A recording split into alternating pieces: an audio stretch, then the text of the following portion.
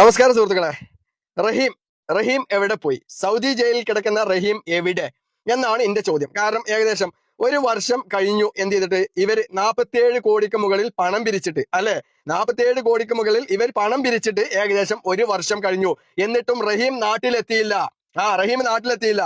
എന്നിട്ടിപ്പോ പുതിയ ഒരു വാർത്ത വന്നിട്ടുണ്ട് ഈ വിഷയവുമായി ബന്ധപ്പെട്ടുകൊണ്ട്. കാരണം നമ്മൾ ഇതിന്റെ മുൻപ് റഹീം വിഷയവുമായി ബന്ധപ്പെട്ടുകൊണ്ട് ഒരുപാട് വീഡിയോസുകൾ ചെയ്തതായിരുന്നു. സത്യത്തെ ഭയപ്പെടുന്ന ആളുകൾ സത്യം വിളിച്ചു പറയുമെന്ന് അവർക്ക് ഉറപ്പായപ്പോ അവർ എനിക്കെതിരെ, അതായത് റഹീമിന്റെ പവർ ഓഫ് അറ്റോർണി സിദ്ദീഖ് തുവൂരി എനിക്കെതിരെ പരാതി കൊടുത്തുകൊണ്ട് ആ വിഷയം താൽക്കാലികം നിർത്തിവെക്കാൻ CI സാറ് പറഞ്ഞതിന്റെ അടിസ്ഥാനത്തിൽ നമ്മൾ എന്ത് ചെയ്തിട്ടുണ്ടായിരുന്നു?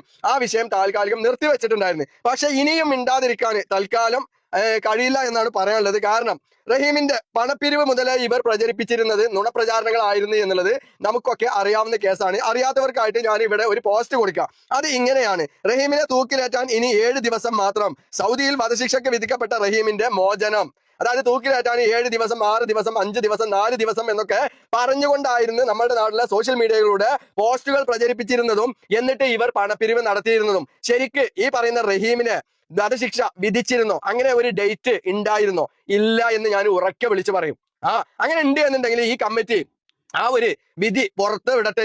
അത് ഇവരെ കൊണ്ട് പുറത്തു വിടാൻ കഴിയൂല. കാരണം ഇവരിപ്പോ പറയുന്നത് എന്താ? അങ്ങനെ ഞങ്ങൾ പറഞ്ഞിട്ടില്ലല്ലോ, അങ്ങനെ ഞങ്ങൾ എവിടെ പറഞ്ഞിട്ടില്ല എന്നാണ് ഇവര് പറയുന്നത്. കാരണം അങ്ങനെ ഒരു വിധി ഉണ്ടായിട്ടില്ല. റഹീമിനെ തൂക്കിലേറ്റാനല്ല പറഞ്ഞിരുന്നത്. റഹീമിന്റെ വിധി പ്രസ്താവിക്കാൻ 7 ദിവസം മാത്രമായിരുന്നു ശരിക്കും അന്ന് ഉണ്ടായിരുന്നത്. കാരണം അടുത്ത സിറ്റിംഗിന്റെ ആ ഒരു ഡേറ്റ് ആണ് പറഞ്ഞിരുന്നത്. അല്ലാതെ അന്ന് റഹീമിനെ 7 ദിവസം കൊണ്ട് തൂക്കിലേറ്റി ഓനെ തൂക്കിക്കൊല്ലാനും തലവെട്ടാനൊന്നും പോയിരുന്നില്ല. അതൊക്കെ വെറും നുണപ്രചാരണങ്ങൾ മാത്രമായിരുന്നു.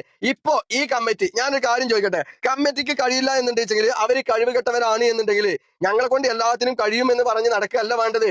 അത് കഴിയുന്ന ആളുകളെ ഏൽപ്പിക്കണം. അത് ഇവര് ചെയ്യൂല.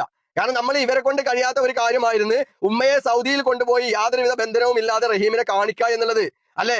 എന്നിട്ട് അത് ഇവരെ കൊണ്ട് കഴിയില്ല എന്ന് കണ്ടപ്പോ മറ്റൊരു മാർഗത്തിലൂടെ റഹീമിന്റെ സഹോദരന് നസീർക്ക എന്ത് ചെയ്തു? ഉമ്മയെ സൗദിയിൽ കൊണ്ടുപോയി റഹീമിനെ കാണിച്ചു. പക്ഷെ തന്നെ റഹീം അത് കാണണ്ട, ഉമ്മയെ കാണണ്ട എന്നുള്ളത് പറഞ്ഞുകൊണ്ട് റഹീം നിരസിച്ചു. അതിന്റെ ഒക്കെ ഒരു ഭവിഷ്യത്താണോ എന്നുള്ളത് അറിയില്ല. എന്തായാലും ആ ഉമ്മ സ്വന്തം മകനെ ഒരിക്കലും ശപിക്കില്ല. ശപിക്കാത്തത് കൊണ്ട് തന്നെ റഹീം എത്രയും പെട്ടെന്ന് നാട്ടിൽ എത്തണം എന്നുള്ളത് തന്നെയാണ് നമ്മളുടെ ഒക്കെ ആഗ്രഹം. കാരണം ആ ഉമ്മയുടെ കണ്ണീരിന് കൊടുത്ത വിലയാണ് ഈ പറയുന്ന 47 കോടിക്ക് മുകളിൽ വന്ന പണം എന്ന് പറയുന്നത്. ആ ഉമ്മയുടെ കണ്ണീര് കണ്ടിട്ടാണ് ജനം കൊടുത്തിട്ടുള്ളത്, അല്ലെ? അപ്പൊ എന്തായാലും കമ്മിറ്റിക്കാര് ഇപ്പോ പുതിയ ഒരു ന്യൂസ് വന്നിട്ടുണ്ട് കമ്മിറ്റിയുമായി ബന്ധപ്പെട്ട ഒരു വിഷയം. അത് ഇതാണ്: റഹീമിന്റെ റിലീസ് ജനറൽ ഗ്രൂപ്പ് എന്നുള്ള 3ാം ഗ്രൂപ്പിൽ വന്ന ഒരു സ്ക്രീൻഷോട്ടാണ് ഞാൻ ഇവിടെ കൊടുത്തിട്ടുള്ളത്. അതിൽ പോസ്റ്റ് ഇങ്ങനെയാണ് എഴുതിയിട്ടുള്ളത്: റഹീം മോചന വിഷയത്തിൽ അടിയന്തരമായ ഇടപെടൽ പാർലമെന്റ് MP മാരെ കാണുന്ന നടപടി ത്വരിതഗതിയിൽ തുടരുന്നു. റഹീം മോചനവുമായി ബന്ധപ്പെട്ട് സൗദിയിൽ കോടതി നടപടികൾ അനിശ്ചിതമായി നീണ്ടുപോകുന്ന സാഹചര്യത്തിൽ ഒരു ഇന്ത്യൻ പൗരൻ എന്ന നിലയ്ക്ക് റഹീമിന് എത്രയും പെട്ടെന്ന് നീതി ലഭിക്കണമെന്ന വിഷയത്തിൽ ഡൽഹിയിൽ പ്രധാനമന്ത്രിയുടെ ഓഫീസുമായും വിദേശകാര്യ